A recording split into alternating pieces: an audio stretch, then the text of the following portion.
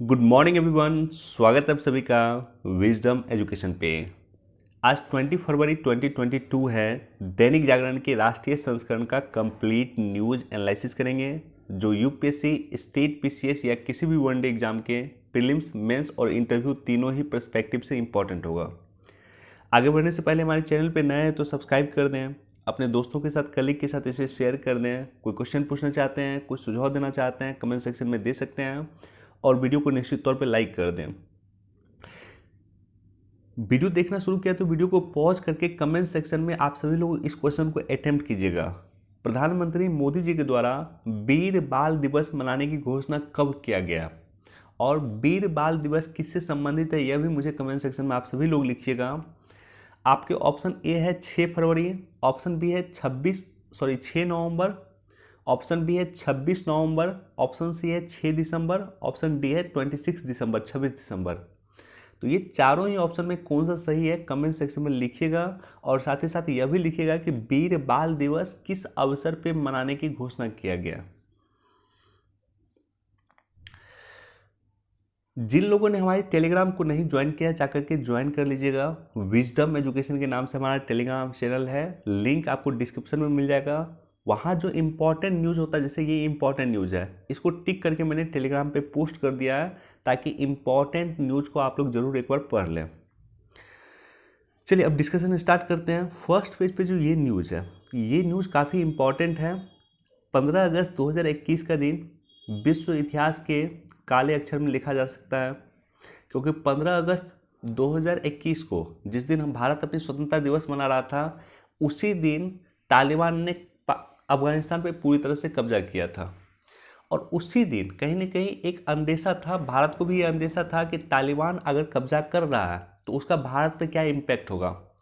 America सबसे गलती क्या किया, देखिए यहाँ पे आपको दिखेगा। अमेरिका की सबसे बड़ी गलती रही है कि अमेरिका ने कई सारे अत्याधुनिक हथियार जो है अफगानिस्तान में छोड़ के वो चले गए। या तो इस हथियार को इसे लेके जाना चाहिए अमेरिका को, या इस हथियार को डिस्ट्रॉय कर देना चाहिए था, नष्ट कर देना चाहिए था। अब ये अत्याधुनिक हथियार जो है कहीं ना कहीं ये तालिबान के हाथ लग गया। और ये हथियार जो है इतने बड़े बड़े हथियार हैं, लगभग उस समय रिपोर्ट आती थी कि 80 बिलियन डॉलर के ये हथियार हैं। उस समय का रिपोर्ट की मैं बात कर रहा हूँ, लगभग 80 बिलियन डॉलर की ये हथियार है। अब सोच के देखिए, ऐसा ऐसा इसमें हथियार था जो कि पाकिस्तान के पास आज नहीं है। विश्व के कई देशों के पास वैसे हथियार नहीं है जो आज अफगानिस्तान तालिबान के पास है। तो ये अमेरिका की गलती थी कि अमेरिका छोड़ के वहाँ गया। अब देखिए यहाँ पे हमारे देश के एक मेजर हैं, मेजर जनरल चांदपुरिया। ये क्या कर रहे हैं उसको मैं दिखाता हूँ आपको।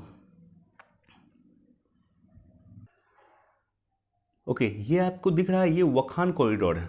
ये जो पार्ट है यहाँ पे येलो हाईलाइटेड जो पार्ट है, ये वखान कॉरिडोर है और ये अफगानिस्तान है। वखान कॉरिडोर अफगानिस्तान का पार्ट है। वखान कॉरिडोर के माध्यम से अफगानिस्तान जो है चीन को भी छूता है। अगर क्वेश्चन कल के डेट में आपको ये पूछा जाए क्या अफगानिस्तान की बाउंड्री चीन के साथ लगती है, तो बिल्कुल लगती है। अफगानिस्तान की बाउंड्री चीन के साथ भी लगती है और अफगानिस्तान की बॉर्डर जो है इंडिया के साथ भी लगती है। तो इसी वखान कॉरिडोर के माध्यम से आप देखेंगे कि ये इंडिया को टच करता है और इंडिया में भी पाक ऑक्यूपाइड कश्मीर को टच करता है। अब न्यूज ये है, मेजर जनरल चांदपुरिया यही कह रहे हैं कि जो तालिबान है, तालिबान के आतंकवादी है, या तालिबान के पास जो हथियार है, जो अत्याधुनिक हथियार है, उस हथियार को तालिबान क्या कर रहा है कि ऐसे यहाँ से वखान कॉरिडोर के माध्यम से जम्मू कश्मीर में पाक ऑक्यूपाइड कश्मीर जो है वहाँ पे भेज रहा है। और पाक ऑक्यूपाइड कश्मीर में जो आतंकवादी को भेज रहा है, धीरे धीरे वो यहाँ पे हमारा जो जम्मू कश्मीर का क्षेत्र है और ख़ास करके कश्मीर का जो रीजन है, कश्मीर की जो घाटी है, वहाँ पे तालिबान के वर्तमान के हथियार आ रहे हैं। और तालिबान के वो हथियार जो अमेरिका छोड़ कर गया था, तो एक तरह से अमेरिका का हथियार अब कहीं न कहीं आतंकवादियों के हाथ लग चुका है और कहीं न कहीं वो भारत के जम्मू कश्मीर क्षेत्र में भी इंटर कर रहा है। ये हमारे देश के मेजर जनरल चांदपुरिया का कहना है। अच्छा, इसके बाद क्या हुआ था, भारत को ऐसा नहीं कि ये अंदेशा नहीं था। 15 अगस्त 2021 के बाद ही भारत को ये अंदेशा था कि हथियार लग चुका है तालिबान के हाथ में, और तालिबान के हाथ में हथियार लग चुका है तो निश्चित तौर पे जो जम्मू कश्मीर में आतंकवादी घटना है वहाँ बढ़ेगा। जम्मू कश्मीर के आतंकवादी के हाथ में भी ये हथियार लगेगा। तो भारत ने क्या किया था उसी समय में कि ये जो है AK-203 राइफल है, इस राइफल को हमने मंगाना शुरू कर दिया था। रसिया से हमने ऑर्डर करके AK-203 राइफल का ऑर्डर कर दिया था कि इसे तत्काल हमें दीजिए, ताकि जो है अमेरिका का जो अत्याधुनिक हथियार है, अगर वो आतंकवादियों के हाथ लगता है तो हमारी सेनाओं के पास भी अत्याधुनिक हथियार होना चाहिए। तालिबान इशू पे मैंने एक सेपरेट वीडियो बनाया था, वो जाकर के आप लोग देखिएगा। वहाँ पे मैंने एक बात डिस्कस की थी, वो यह है कि तालिबान के जब शुरुआत हुआ था 1970 के दशक में या 1970 के अंतिम दशक में, जब तालिबान की शुरुआत किया था, पाकिस्तान में तालिबान की शुरुआत हुआ था। पाकिस्तान में जो तालिबान की शुरुआत हुआ था, पाकिस्तान में क्या किया था कि अफ़गानिस्तान के कुछ बच्चों को पकड़ के तालीमी शिक्षा देना शुरू किया था और उसे भड़काना शुरू किया था। तो इस तरह से अब पाकिस्तान के मदरसा में तालिबान की शुरुआत हुई थी। और जब तालिबान ने अपना काम कर दिया, तालिबान ने कहीं न कहीं रसिया को अफ़गानिस्तान से बाहर निकाल दिया, तो उसके बाद तालिबान का कोई काम बच नहीं गया था 1980 के दशक में। तो उसके बाद क्या हुआ कि भारत के जम्मू कश्मीर में आतंकवाद को बढ़ावा दिया गया। तो पाकिस्तान ने क्या सोचा, पाकिस्तान ने सोचा कि हम जिस तरह से तालिबान को बना करके अफ़गानिस्तान से रूस के सैनिक को बाहर निकाल रहे हैं, उसी तरह से हम अपने यहाँ आतंकवादी को बना करके, या हम अपने यहाँ जितने भी आतंकवादी संगठन है उसको बना करके जम्मू कश्मीर के क्षेत्र से या कश्मीर के क्षेत्र से इंडियन आर्मी को बाहर निकाल देंगे। ये पाकिस्तान का प्रायोजन था। तो इसलिए कहीं ना कहीं जो आज से 30 साल पहले पाकिस्तान का प्रायोजन था, उसी प्रायोजन को फिर से जब तालिबान सत्ता में आए अफगानिस्तान में, तो पाकिस्तान फिर से यही चीज़ सोच रहा है।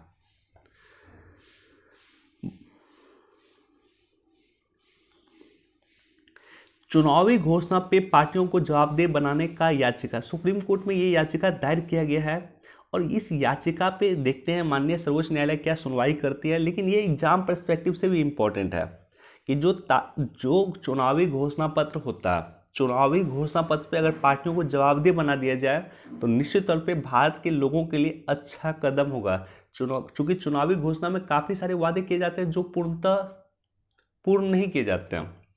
तो देखते हैं इस पर अगर माननीय सर्वोच्च न्यायालय की कोई टिप्पणी आएगी या उनका कोई स्टेटमेंट आएगा, उसका कोई डिसीजन आएगा, तो फिर मैं डिटेल से एनालिसिस कर दूंगा इस टॉपिक पे।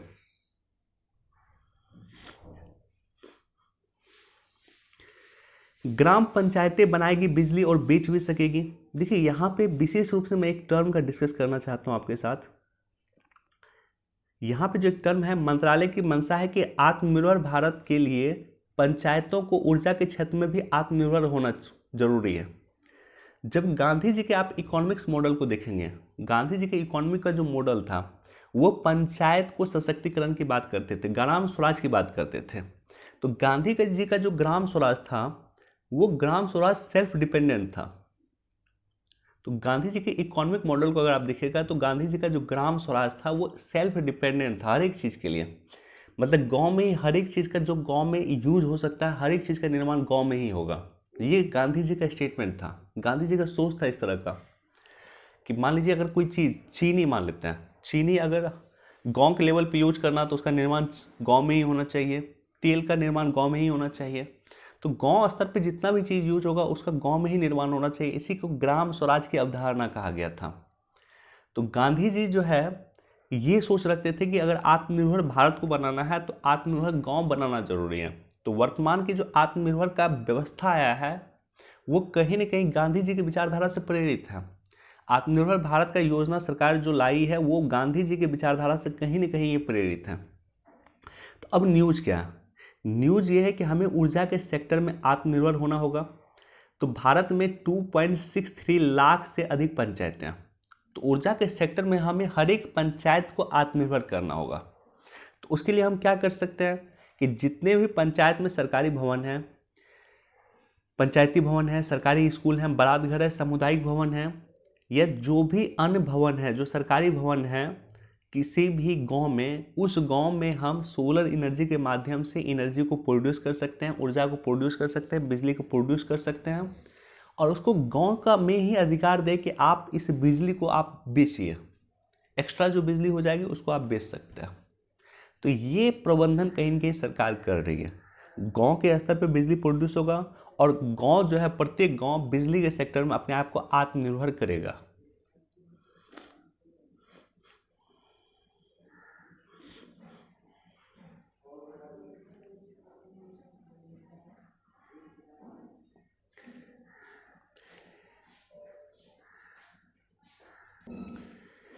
इसमें आपको 3 न्यूज़ दिखेगा।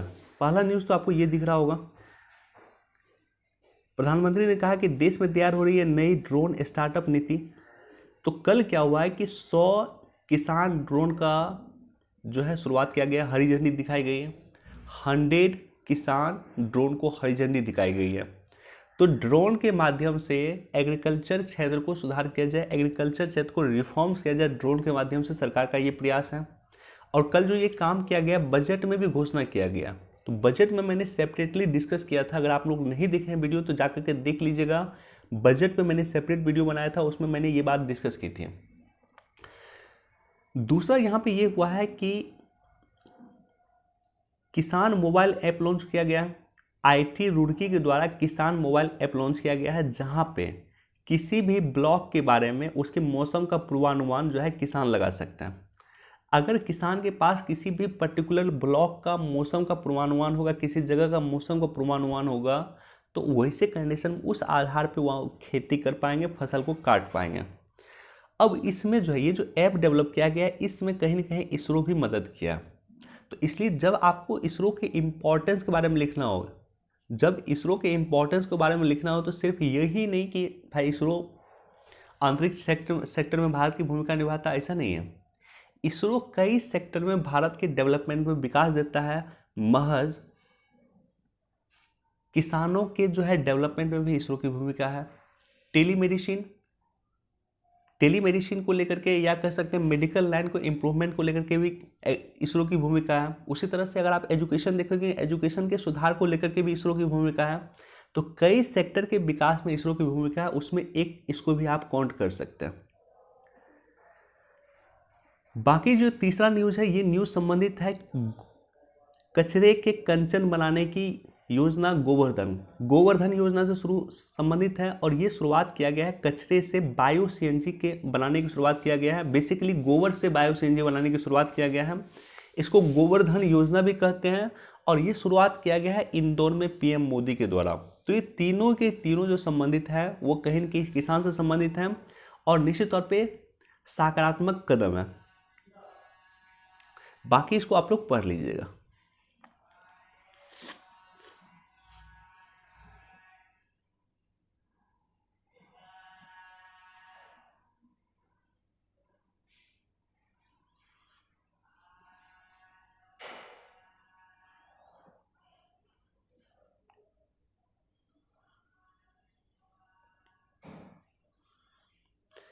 ओके, बिजनेस पेज पे आ गए। बिजनेस पेज पे ये जो न्यूज़ है ये कल भी हमने डिस्कस किया था। एफटीए जो है फ्री ट्रेड एग्रीमेंट। एफटीए क्या होता है? Free trade agreement. Free trade agreement का सिंपल मतलब ये होता है कि अगर हम एफटीए साइन करते हैं तो ऐसे कंडीशन में जिस देश के साथ हमने एफटीए साइन किया था उस देश के किसी सामान पे हम कोई टैरिफ नहीं लगाएंगे और हमारे सामान पे भी वो देश कोई टैरिफ नहीं लगाएगा। तो मतलब जितना रुपए में वो सामान उस देश में बिक रहा है उतना रुपए में वो सामान इंडिया में बिकना शुरू होगा। जैसे यूएई के साथ हमने फ्री ट्रेड एग्रीमेंट साइन किया, इसका मतलब ये होगा कि कोई सामान अगर यूएई में 100 रुपये में बिक रहा होगा तो वो भी इंडिया में आकर के 100 रुपये में ही बिकेगा। तो इसी की तरह को एक तरह से एफटीए कर सकते हैं। भारत और यूएई के बीच कल एफटीए साइन हुआ था जिसे सिप्पा कहा गया था, CEPA। सिपा मतलब होता है कॉम्प्रिहेंसिव इकोनॉमिक पार्टनरशिप एग्रीमेंट। ये साइन हुआ था कल भारत और यूएई के बीच में। मोदी सरकार के आने के बाद 7 वर्ष में ये पहला एग्रीमेंट है, जो पहला एफटीए है जो हमने साइन किया है किसी अन्य देश के साथ। और यूएई के साथ ही क्यों साइन किया है? क्योंकि यूएई हमारा तीसरा सबसे बड़ा व्यापारिक साझेदार है अमेरिका और चीन के बाद। तो इससे यहाँ पे न्यूज़ दिया हुआ है कि एफटीए से किस तरह से पंजाब को फायदा हो सकता है, उत्तर प्रदेश को फायदा होगा। $2 अरब का जो है अतिरिक्त टेक्सटाइल निर्यात का ऑर्डर मिलेगा। और इसी तरह से कहीं ना कहीं यूएई की डिपेंडेंसी भारत पे बढ़ रही है खाद्यान्न सेक्टर को लेकर के। चूँकि यूएई पूरी तरह से रेगिस्तान है तो वहाँ पे खाद्यान्न का उत्पादन नहीं होता। तो ऐसे कंडीशन में जो खाने पीने का सामान है उसको लेकर के यूएई इंडिया में आश्रित हो रहा है, इंडिया में डिपेंडेंट हो रहा है। हमारे लिए अच्छा कदम है, हमारे लिए सकारात्मक कदम है। और जो है भारत में जो खाद्यान्न स्टेट है, खास करके उत्तर प्रदेश और पंजाब, ये दोनों को इससे लाभ होगा, क्योंकि दोनों में, पंजाब और उत्तर प्रदेश दोनों में अन्न का उत्पादन अधिक होता है।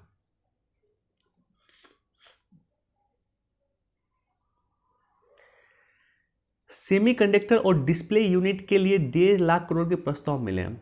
देखिए सेमीकंडक्टर क्या होता है, सेमीकंडक्टर की चिप्स क्या होती है कि सभी आधुनिक इलेक्ट्रॉनिक्स और सूचना प्रौद्योगिकी उत्पादों में के केंद्र और मस्तिष्क के रूप में जो है सेमीकंडक्टर चिप्स काम करता है। तो जितना भी हम सामान आज के समय में यूज कर रहे हैं लगभग सभी में सेमीकंडक्टर का यूज होता है। भारत भविष्य में चौथी औद्योगिक क्रांति का पार्ट होना चाहता है। चौथी औद्योगिक क्रांति के लिए क्या क्या आवश्यकता है, तो जो जो चीज़ आवश्यकता है, रोबोटिक्स हो गया या कंप्यूटर की आवश्यकता हो गया, मोबाइल की आवश्यकता है, जो भी चीज़ है सब में कहीं ना कहीं सेमीकंडक्टर का जरूरत होता है। तो ऐसे कंडीशन में भारत के वर्तमान जो है सबसे इम्पोर्टेंट है कि भारत को सेमीकंडक्टर के क्षेत्र में आत्मनिर्भर होना है। और विश्व में कुछ ही देश सेमीकंडक्टर का जो प्लेयर है वो है, जैसे ताइवान। ताइवान विश्व में सेमीकंडक्टर का एक महत्वपूर्ण प्लेयर है। अगर चीन ताइवान पे हमला कर रहा है या चीन ताइवान को अपने में मिलाना चाहता है तो उसका एक रीज़न ये भी है। भारत की सेमीकंडक्टर मांग और संबंधित पहल, भारत वर्तमान में सभी चिप्स का आयात करता है, जितना भी चिप्स होता है सबका हम आयात करते हैं। 2025 तक भारतीय बाजार 24 अरब डॉलर से 100 अरब डॉलर हो जाएगा। तो 2025 तक हम 100 बिलियन डॉलर का मार्केट हो जाएगा सेमीकंडक्टर का। तो बिना सेमीकंडक्टर के डिपेंडेंट होने के, बिना सेमीकंडक्टर में आत्मनिर्भर होने के हम आत्मनिर्भर भारत को सफल नहीं कर सकते हैं। तो सरकार को ये लग चुकी है और इसलिए सरकार ने क्या किया है कि 76,000 करोड़ रुपया जो है आवंटित कर दिया है इसके लिए। 76,000 करोड़ रुपया सरकार ने सेमीकंडक्टर के जो एक इन्वायरमेंट बनाने के लिए, एक पारिस्थितिकी तंत्र बनाने के लिए, एक क्षेत्र बनाने के लिए सरकार ने जारी कर दिया।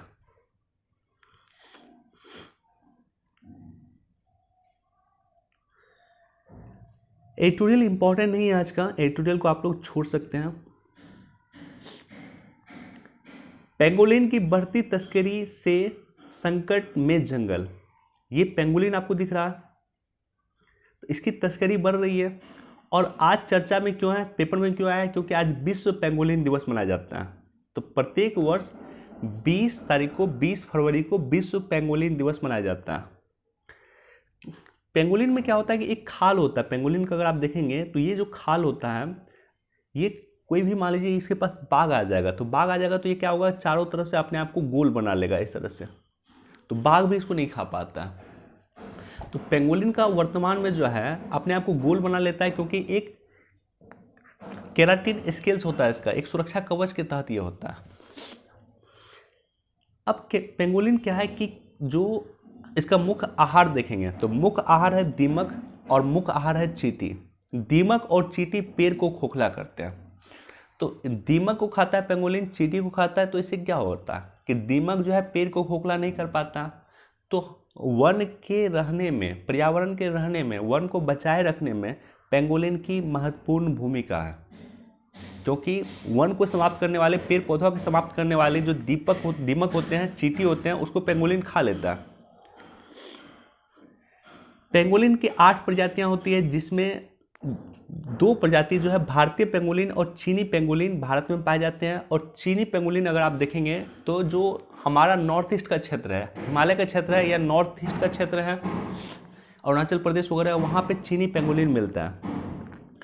ICUN, international union of conservation of nature की रेड डाटा बुक जो है, रेड लिस्ट है, उसमें इंडियन पेंगोलिन को इंडेंजर्ड EN, तो इंडियन पेंगोलिन को इंडेंजर्ड और चीनी पेंगोलिन को क्रिटिकली इंडेंजर्ड घोषित किया गया। मैं फिर से रिपीट कर रहा हूँ, ये टर्म जो है यूपीएससी क्वेश्चन पूछ सकता है, स्टेट पीसीएस भी क्वेश्चन पूछ रहा है। IUCN की रेड डाटा लिस्ट में इंडियन पेंगोलिन को इंडेंजर्ड और चीनी पेंगुलिन को क्रिटिकली इंडेंजर्ड घोषित किया गया है और साथ ही साथ वन्यजीव संरक्षण अधिनियम 1972 की अनुसूचित 1 में इसको स्थान दिया गया। अब वाइल्ड लाइफ प्रोटेक्शन एक्ट वन्यजीव संरक्षण अधिनियम 1972 के अनुसूची 1 का मतलब क्या है? ये क्वेश्चन सीधे सीधे यूपीएससी में पूछा था। तो किसी भी जीव को अगर हम वन्यजीव संरक्षण अधिनियम 1972 के अनुसूची 1 में शामिल करते हैं तो उसका सिंपल मतलब ये होता है कि हम उसको उसी तरह से प्रोटेक्शन देंगे जिस तरह से हम टाइगर को देते हैं। मैं फिर से रिपीट कर रहा हूँ, किसी भी जीव को वन्यजीव संरक्षण अधिनियम 1972 की अनुसूची 1 शेड्यूल 1 में शामिल करते हैं तो उसका सिंपल मतलब ये होता है कि हम उस जीव को उसी तरह से प्रोटेक्शन देंगे जिस तरह से हम टाइगर को प्रोटेक्शन देते हैं। तो भारत में भी इसको वन्यजीव 1 में शामिल किया गया है, यानी इसको उसी तरह से प्रोटेक्शन मिलता है जिस तरह से टाइगर को मिलता है। बावजूद इसके कई सारी जो दवा होता है उस दवा में जो है बनाने के लिए पेंगुलिन का शिकार किया जाता है।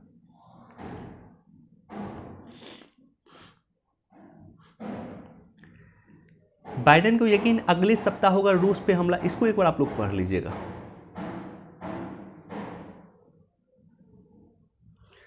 चलिए हमारे पास इतना ही न्यूज़ था, यस इतना ही न्यूज़ था। लौटते हैं क्वेश्चन पे।